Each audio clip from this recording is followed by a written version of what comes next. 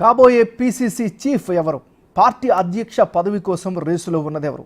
Party chief కోసం చాలామంది ప్రయత్నిస్తున్న పోటీ వారి మధ్యన ఏ సామాజిక వర్గానికి బాధ్యతలు అప్పగిస్తే బాగుంటుందని హైకమాండ్ ఆరా తీస్తుందా? ఇప్పుడు వీటిపైనే రాజకీయ వర్గాల్లో జోరుగా చర్చ కొనసాగుతోంది. పార్లమెంటు ఎన్నికలు ముగిశాయి. వచ్చే నెల 4వ తేదీన ఫలితాలు కూడా రాబోతున్నాయి. ఫలితాల తర్వాత పీసీసీ చీఫ్ మార్పుంటుందని కాంగ్రెస్ పార్టీలో జోరుగా చర్చ నడుస్తోంది. ప్రస్తుత PCC chief Revanth Reddy 2021 June 27న బాధ్యతలు స్వీకరించారు. పీసీసీ చీఫ్ హోదాలో నాటి బీఆర్ఎస్ ప్రభుత్వంపై రేవంత్ అలుపెరగని పోరాటం చేశారు. కేసీఆర్ ప్రభుత్వ తప్పుడు విధానాలు, ప్రజా వ్యతిరేక నిర్ణయాలపై తనదైన శైలిలో ఉద్యమించారు.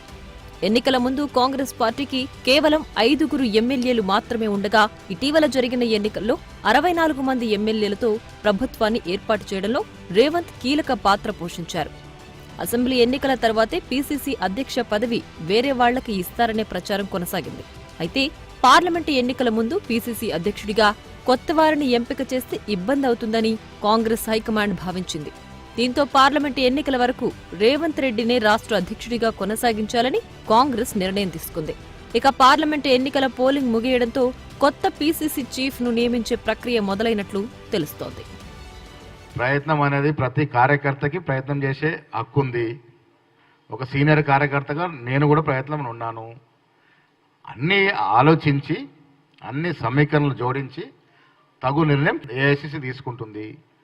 దానికి కట్టుబడి ఉండే బాధ్యత మాది, కట్టుబడి ఉంటాము. కాంగ్రెస్ పార్టీ ఈ రాష్ట్రంలో అధికారం రావాలని ప్రజలు కోరుకున్న దాన్ని సాకారం చేయడంలో కాంగ్రెస్ ప్రతి కార్యకర్త పాలు పంచుకున్నాడు. దాంట్లో మేము కూడా భాగస్వామ్యము. పీసీసీ చీఫ్ గా ఎవరిని నియమిస్తే బాగుంటుందనే చర్చ కాంగ్రెస్ క్యాడర్లో బలంగా వినిపిస్తోంది.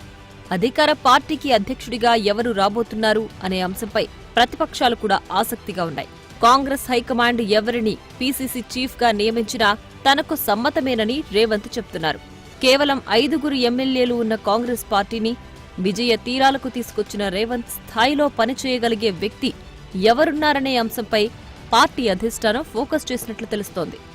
ప్రభుత్వం ఏర్పడిన తరువాత పార్టీని గాడిలో పెట్టే మరో బలమైన నాయకుడు కూడా అవసరమని హైకమాండ్ భావిస్తున్నట్లు సమాచారం. పీసీసీ అధ్యక్షుడిగా ఎవరైతే బాగుంటుంది, ఎవరికి పదవి ఇస్తే పార్టీ నేతలందరినీ కలుపుకుని వెళ్లగలరు అనే విషయంలో పలువురు నేతల నుంచి హైకమాండ్ సమాచారం స్వీకరిస్తున్నట్లు తెలుస్తోంది. పీసీసీ అధ్యక్ష పదవిపై చాలా మంది కీలక నేతలు ఆశలు పెట్టుకున్నట్లు బహిరంగంగానే ప్రకటిస్తున్నారు. ప్రస్తుత వర్కింగ్ ప్రెసిడెంట్ జగ్గారెడ్డి తనకు పీసీసీ అధ్యక్ష పదవి ఇవ్వాలని చాలా రోజుల నుంచి అడుగుతున్నారు. ఇక ఇప్పుడు కూడా తాను పీసీసీ చీఫ్ రేస్లో ఉన్నట్లు చెబుతున్నారు. మునుగోడు ఎమ్మెల్యే రాజగోపాల్ రెడ్డి సైతం తనకు పీసీసీ చీఫ్ కావాలని హైకమాండ్ను రిక్వెస్ట్ చేస్తున్నట్లు తెలుస్తోంది.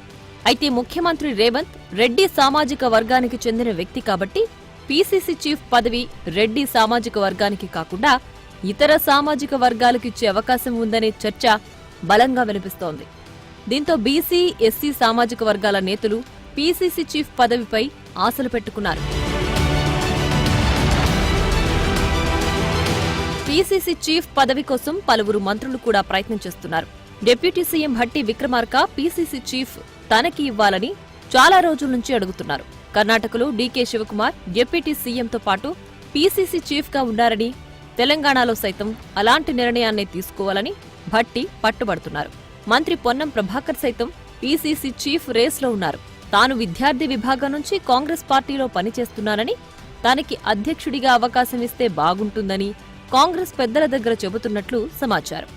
ప్రస్తుత working president MLC Mahesh Kumar Goud సైతం పీసీసీ రేస్లో తాను ఉన్నట్లు ప్రకటించారు.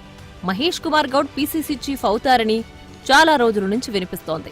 ఇక మరో బీసీ నేత మధు యాష్కి గౌడ్ కూడా పీసీసీ చీఫ్ రేస్లో ఉన్నట్లు ఆయన సన్నిహితులు చెబుతున్నారు. తెలంగాణ ఉద్యమంలో కీలక పాత్ర పోషించిన మధు యాష్కీకి ఎన్నికల్లో ఓడిపోవడంతో నిరాదరణకు గురవుతున్నారని, ఆయనకు పీసీసీ అధ్యక్ష పదవి ఇస్తే అందర్నీ కలుపుకుపోతారని ఆయన అనుచరులు చెప్తున్నారు. ఇక ఏఐసీసీ సెక్రటరీ సంపత్ కూడా పీసీసీ పదవి తనకి వస్తుందనే ధీమాతో ఉన్నారు. సంపత్ నాగర్ కర్నూల్ ఎంపీ టికెట్ ఆశించినప్పటికీ దక్కలేదు. మరోవైపు మాదిగలకు కాంగ్రెస్లో సరైన న్యాయం జరగడం లేదనే చర్చ జరుగుతోంది. ఈ పరిస్థితుల్లో పార్టీ అధ్యక్ష పదవి మాదిగ సామాజిక వర్గానికి చెందిన సంపత్తికిస్తే బాగుంటుందనే వాదన కూడా నడుస్తోంది. ఇక మాజీ ఎంపీ అంజన్ కుమార్ యాదవ్, అద్దంకి దయాకర్ లాంటి వాళ్ల పేర్లు కూడా పీసీసీ చీఫ్ పదవి కోసం పరిశీలనలో ఉన్నట్లు వినిపిస్తోంది. అధికార పార్టీ అధ్యక్ష పదవి కోసం 10 మందికి పైగా సీనియర్ నేతలు సీరియస్ గా ప్రయత్నిస్తున్నారు. ఇక ఆ అదృష్టం ఎవరిని వరిస్తుందో చూడాలి.